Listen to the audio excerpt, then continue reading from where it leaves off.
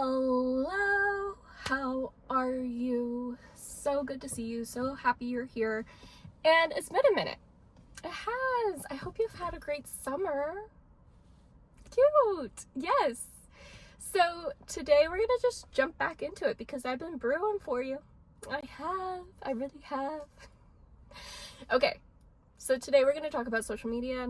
Is it worth your time? Point blank, period. Let's cut to it.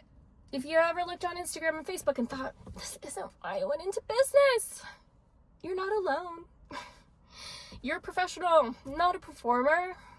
You're used to direct conversations, clear numbers, and seeing a return on your time. So if social media has felt like a chore with no payoff, valid. But let me reframe it for you so you can see where the payoff really is coming from. Social media isn't about going viral or acting like an influencer.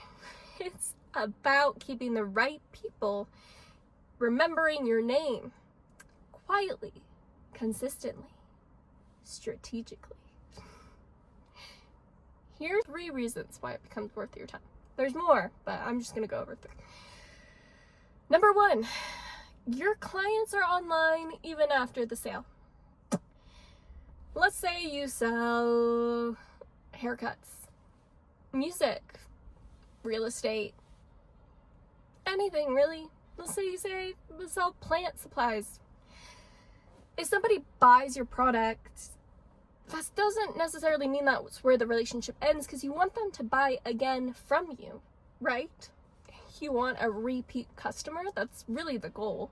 So they're now living in your market. They bought from you. They're in the system.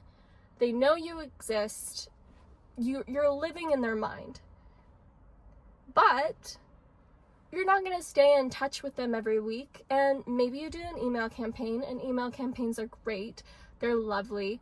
But I also would say that they have a different mindset. When I'm sitting in my emails, reading them, I'm thinking about work. I'm thinking about things that I need to do. I am in a shopping mood. So having that being the place where you really can get them to click on a link, very, very valid. Email marketing is still great. But let's talk about social media for a second. Actually, not a second, the whole episode.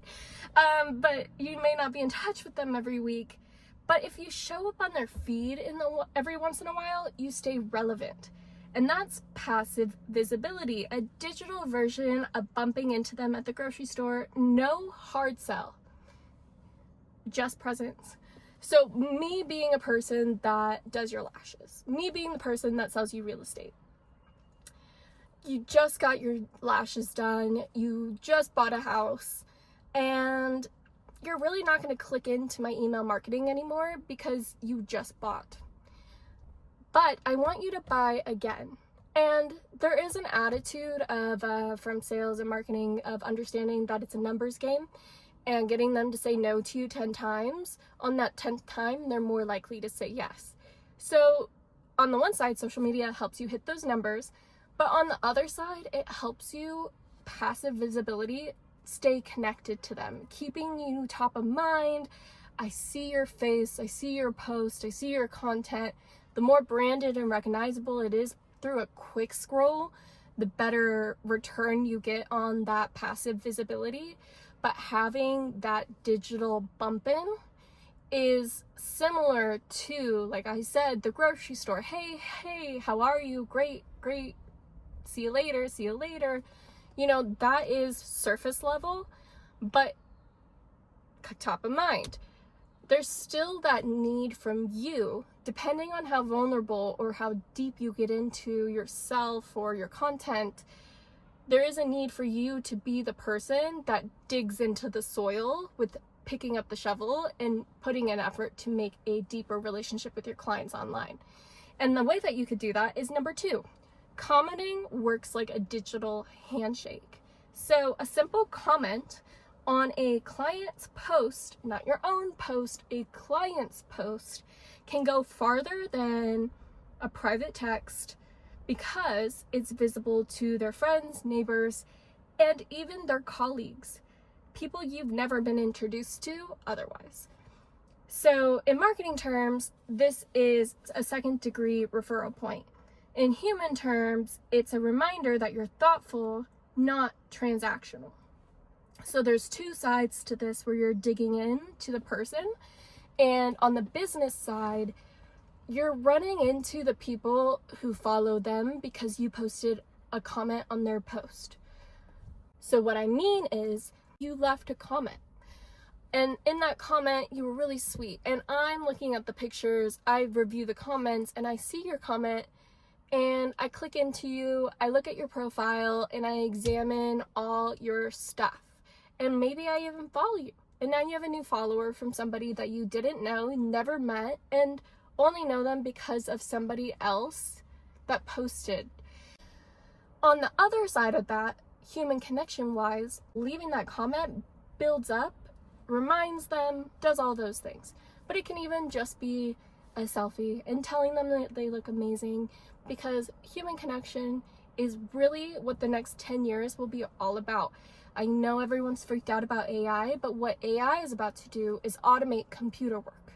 Meaning anything you're doing on the computer can do it itself, which means everything us humans need to do is human to human and human to computer. Does that make sense? So computer skills are actually about to be less valuable than human skills. So human to human relationships, very important. All right, let's dive into number 3. You can control the narrative on social media. And I can tell that from my personal experiences, me posting on social media about all these fun things, about traveling. I'm not asking anybody for anything. I'm showcasing life. And I'm being a place where if we're on the phone together, I'm telling you what I would tell you if we were catching up on the phone. Because I have emotional intelligence to know when you're bored when I'm talking versus when I'm not bored. And I'm really interested to learn more about what you're talking about and you telling me your story, because let's be real, not everybody likes every story that you tell. So you having emotional intelligence, knowing what people connect with, especially when you're on that mindset of quality people following you versus quantity. You're not trying to go viral, you're trying to keep the same people to not unfollow you. Sorry. If you're at a party and you're only talking business, I'm not going to talk to you at that party. Social media is a dinner party. You need to be a human and you need to be a business, even if you're a business account. I believe in 80-20. You should slip in that 20% of sales when you can after you've warmed up your water. I'm layering in some analogies that I've talked about in the past, so you can watch season 1 of The Brew on YouTube or Spotify anytime. So if you're still not convinced, because that was the 3 points, here's a quick mindset shift. Think of social media like maintaining your storefront. You don't need to redo the display every day, but if the lights are always off, I'm going to assume you're closed. Going back to that example of the photographer, if I saw your comment, I know that you're on social media, but then I tap into your page and you're not posting on social media, like your last post was a year ago, I'm not following you. My following count is a valuable thing. For most people, a follower count is a number that they care about. Meaning I'm not going to waste my following on somebody who isn't participating, isn't posting. There's no value to my feed to add you. And that goes for the content you're actually posting. If I enjoy what I see, but you can't please everyone, so focus on yourself when you're thinking about strategy, but also the people that you love and connect with. But at the end of the day, you want to attract your tribe. So what you like should be the things that other people who would buy from you would like. Birds of a feather flock together, all that jazz. So if you ever want help figuring out what's actually worth sharing and what's just noise, I'm happy to help. Because yes, the return on social media is harder to measure, but in a world where trust is built online, presence matters. Let's chat again soon. Gibbs. I did have a little prediction too to add, but you know, it's only if you want to, so that's really it, if that's all you wanted to hear about. But on the other side of things, having social media obviously in this time, in this day and age, it might go away. Instagram could be dead in a year. Facebook could be dead in a year. Twitter is like the person that's like dragging itself along the floor with like unworking legs. TikTok is still strong right now, but could be like bailed out. But you know, besides that, all of that drama, on the side of social media is a valuable asset to regular human civilians. And I'll say that as a collective, meaning globally. It is so powerful for us, regular Jane and Joes, to have a place to talk to other Jane and Joes. And I think what we have to remember is that point, and also how that's actually really dangerous for some other people. So whenever you're thinking about how government's really valuing the relationship of social media being dangerous, how does that benefit them, knowing that we can't talk directly to somebody in Ukraine, somebody in India, somebody in China?